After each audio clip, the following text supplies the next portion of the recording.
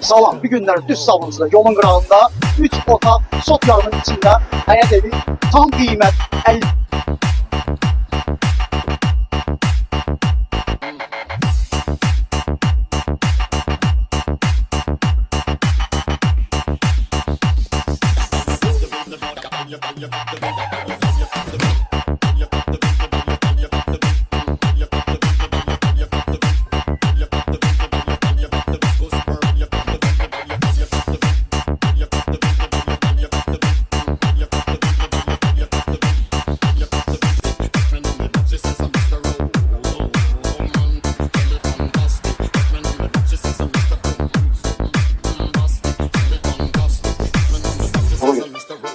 Deməli, evimiz hal-hazırda yenə də düz yolun qırağında, xəstəxananın yanında, yolun qırağında və evimizin qeydiyyatı var. Birbaşa axsanından qeydiyyata düşə bilərsiniz. Sənədimiz bələdiyyə, kommunallar da hamısı mövcuddur.